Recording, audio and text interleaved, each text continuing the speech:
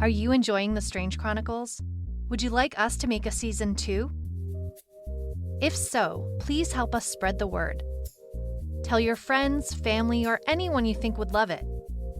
You can join our mailing list at thestrangechronicles.com or email us at info@thestrangechronicles.com. Please enjoy the show.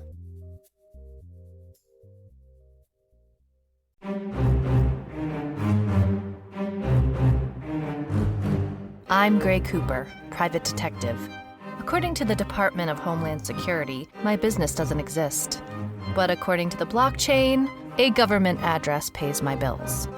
The following are the recordings of my case log, for insurance purposes, you understand. See, I deal in the strange. The place where monsters and conspiracies dance. The kind of strange you're not quite sure is real or unreal. Officially, the following case did not happen. I told you nothing. Welcome to the Strange Chronicles.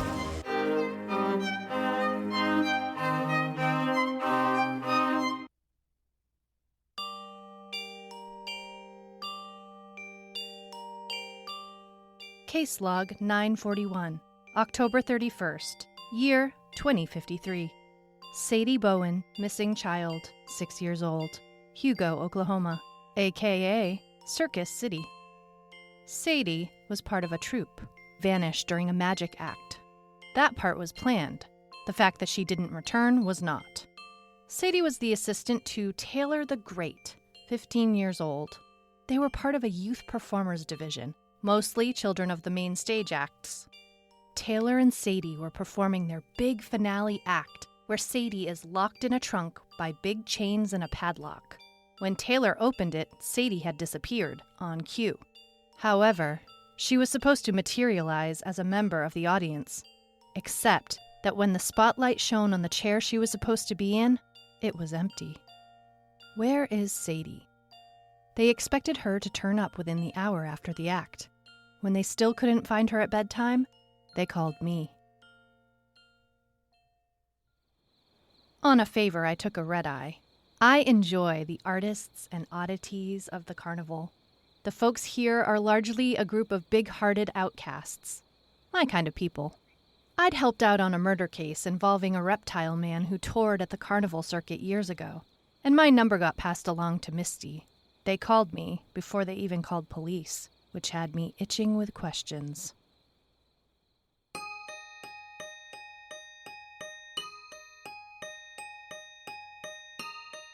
My first interview was with Julie, the lion tamer. Apparently, she was new to the gig, but I wanted to be sure that all the cages were checked for Sadie. Julie was quite sure the entire carnival family had checked all of those areas top to bottom. All the cats were napping.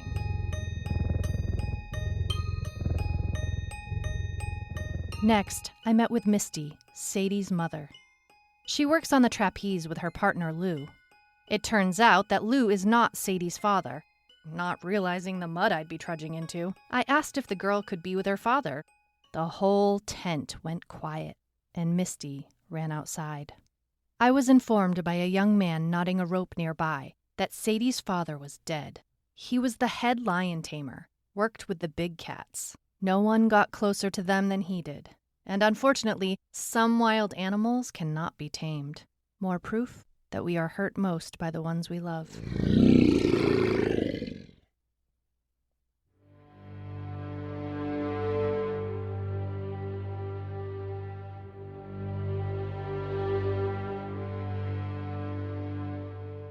On my way outside to find Misty, a woman in her late 60s with long black hair and gold bangles on her arm beckoned me. She didn't say a word, but when she turned to open the flap to enter her booth, I followed. The room was filled with clutter and tchotchkes, crystals and dusty books, and the bones of small animals. A possum, a rat, a bird. There were also some unidentifiable specimens in glass jars. I tried not to look too hard. The woman sashayed to a small card table, took out a box wrapped in linen, and opened it. A deck of cards. She began shuffling them. Tarot cards. I knew I should be outside talking to Misty, and I'm ashamed to admit it, but I was entranced. I didn't say a thing, almost like I couldn't. The woman called herself Madam Mystic. It was as though a cliché had come to life in front of me. I suppose that's the allure of these places. She said she would read me for half price and asked for 20 satoshis. Her long black fingernail tapped a code sewn onto the tablecloth. I scanned it with my compu device, verifying the transaction. She arranged the cards into a star, and my eyes darted from Ace of Cups to the Tower. "You want to know of the girl, Sadie?" she asked. Looking at her cards, she said they tell her of dark magic, crossing the boundaries between the dead and the living. Did Sadie cross those boundaries? She's still for a moment and says not yet. She told me I needed to be careful, that there was a dark force close to me. I closed my eyes. I can't say that the reading helped me at all. I deal with dark forces every day. As I rose up to leave, a card fell to the floor. Madam Mystic started to shake, and I worried that she was having a seizure, but she stopped abruptly. Her voice grew loud and otherworldly. "Pick it up," she implored. Again, I did what she said. I handed the card to Madam Mystic. The death card. Her hard stare caught my wet eyes. "You know, the death card doesn't always mean death. It can also symbolize change," she tells me. Great! So not always death, just sometimes. I hurried outside to find Misty. Misty was smoking a band-rolled cigarette, illegally, and her mascara was smudged. I attempted to apologize for my gaffe and tell her sorry for your loss, but she waved me away. "How could I have known?" she said. "I'm not goddamn Madam Mystic." She took a long drag on her cigarette and went quiet. I took the awkward silence as my cue. When I asked her if she thought Sadie's partner, Taylor, was involved, she said no. He was bereft, hadn't left his quarters since last night. She pointed out the parked camper that Taylor shared with Dahlia and Axe. They were both junior high-wire performers. I asked her if she suspected that anyone from the company might be involved. She said no. This group was the closest thing to a family she's ever known. I decided to go across the way to check on Taylor.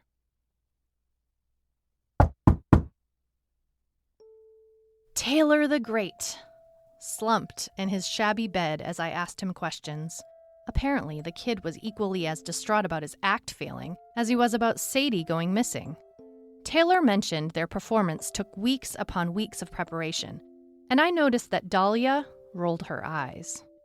Taylor continued, saying that when Sadie didn't appear in the audience as planned, he completely freaked out. In a mad dash, he checked the stage and found nothing. The trap door below the trunk was also empty. He paced the route that Sadie was supposed to take over and over. Table to backstage to side door to the audience. He didn't understand because they had done this trick successfully dozens of times. The crowd booed and laughed at him as he earnestly searched for Sadie. One man said, "He's just a kid, what do you expect?" That one really burned Taylor, because everyone had always told him he was a prodigy, better than most adult magicians working today. He seemed to believe it. I said let's give Taylor some space, and we stepped outside so I could talk to Axe and Dahlia alone.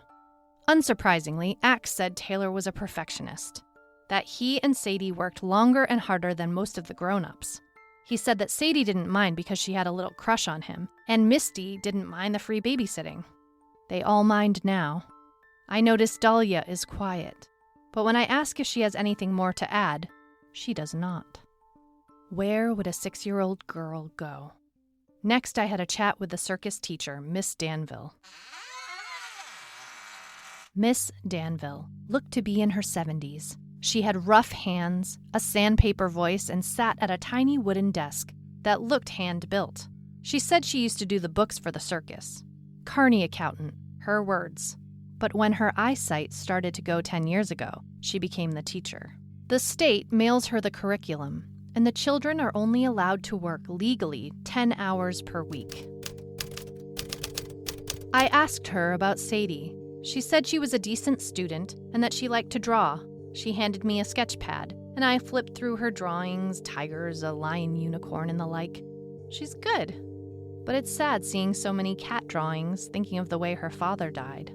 I asked Miss Danville about the last time she saw Sadie. It was after rehearsal yesterday, just before dinner. I wanted to see how much gossip spread, so I checked to see if she knew that Sadie had a little crush on Taylor. Miss Danville did not think so. Apparently, Sadie said she hated Taylor. I asked for more detail and she shrugged, said Sadie said she hated him and then ran off to dinner. She loves him? She loves him not.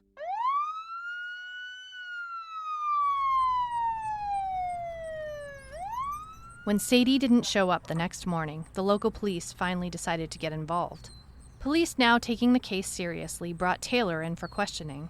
I didn't think the self-admonishing magician was our guy, and I also didn't like that the police were talking to a minor without a parent. But I had to decide whether to stay and look for Sadie or get pulled into red tape at the police station. I chose Sadie. I didn't know at the time, but in my rush to find her, this is when I dropped my compu device.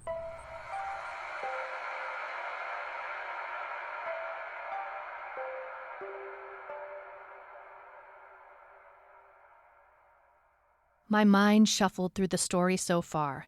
Something gnawed at me and had me heading for the big cat's holding area, and a thought popped into my head.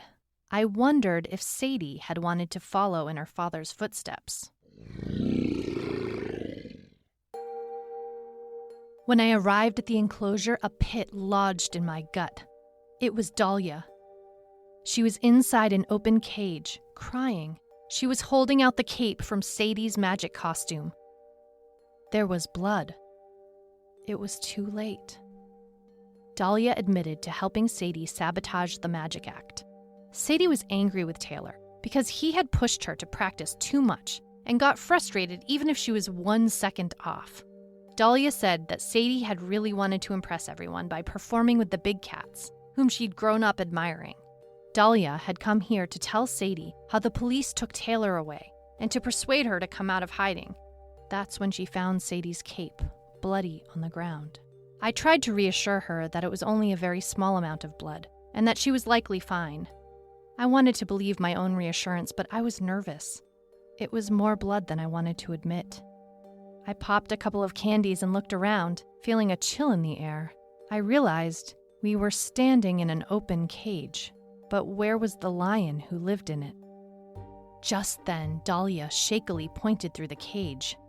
I turned and saw a lion stalking down the hallway. I brought my finger to my lips to hush Dahlia, and I reached for my compu device. It wasn't there. All pockets were empty, except for my baton. I quietly closed the cage door so that Dahlia would be safe. I gave her a signal to stay. I walked quietly in the opposite direction of the lion. I had to find Sadie. If she was still alive and injured, she'd be a prime target for a big cat on the loose. I inspected each cage as I passed and heard some of the birds at the far end squawking. They must see the lion. Quickly, I assessed the inside of the next cage. No Sadie. Further down the dirt pathway, I saw more drops of blood, but the path would also bring me closer to the lion. I held my breath and got out the small baton that I keep in my jacket. It wouldn't do much against a predator of that size, but it could have bought Sadie a minute or two to escape, if she was still alive. I walked back past Dahlia again, and she pointed behind me, the shadow of the lion. I ran under the nearest archway and hid. I was in some sort of feeding area. I saw more drops of blood on the ground, and they led to a wooden box. A brown curl hung from the lid. Sadie. Inside, I found Sadie alive. She had a gash in her forehead that was bleeding, but otherwise, she looked okay. She said she hit her head on the cage door. I was so relieved, until I realized I needed to get her out of there without us becoming lion feed ourselves. There was a wooden stick leaning in the corner that I grabbed and told Sadie that the lion was on the loose. She said, "Mittens?" Mittens. Yes, that's the lion's name. Well, Mittens is no longer in her cage, I told her. She did not seem as worried as she should have been. I held the stick up and told her to stay behind me. I slowly looked out the doorway and didn't see Mittens in either direction. My plan was to get back to Dahlia and close us all in the cage, yell for help, and wait. The door to the cage was just a couple of yards in front of us. When the lion appeared, it swiped at my shoulder and Sadie screamed. As the lion and I sat in a moment's stare, my life flashed before my eyes. And then I saw a skeleton man ride up on a horse through the cage bars. Mittens roared, and I blacked out. 911, what's your emergency? When I came to, a paramedic was bandaging my shoulder. I jumped up, asking about Sadie. They assured me she was okay. Lucky for me, Julie the lion tamer had hit Mittens with a tranquilizer dart just as I passed out. No mention of the Reaper on horseback. Sadie was reunited with Misty, and this case was done.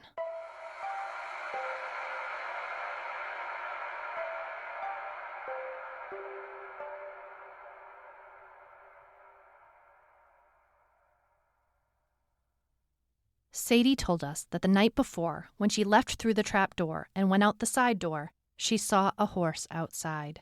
She decided she had enough time to check it out. She told us that a Halloween man was going to take her to see her father. When he leaned in, his skull face scared her, and she ran to hide. Sadie said she spent the night playing with Mittens. Julie, the new lion tamer, said that story's unlikely. The cages had been checked several times that night. Who was the Halloween man on the horse? My mind flicked to the death card, the Grim, a skeleton riding on a horse. I saw him too. As I walked out, Julie said how glad she was that we'd eluded the dark forces this time and hoped I would continue to in the future.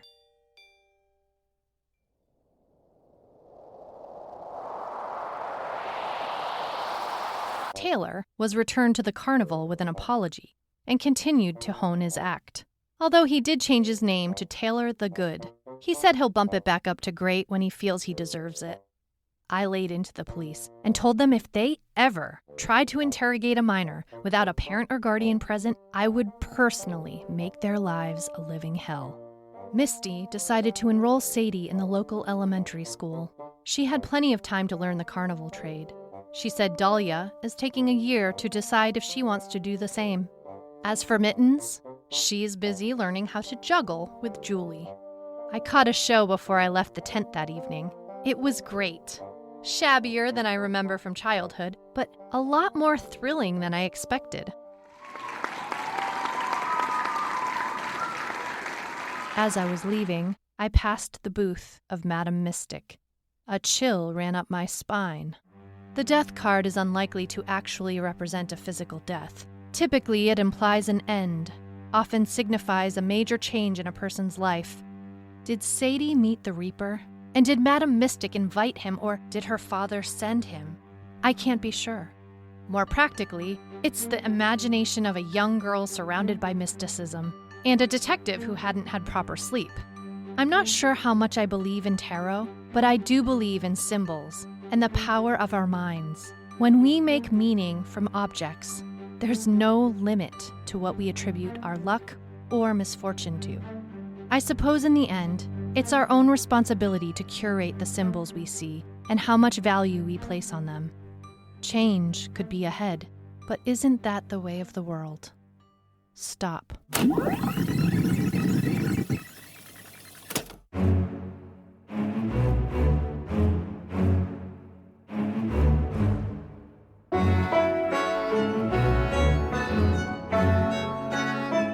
This has been an episode of The Strange Chronicles, a fiction podcast. You can follow us on Instagram at The Strange Chronicles Podcast, or email us at info@thestrangechronicles.com. This has been a Kings of Content production. Thank you for listening.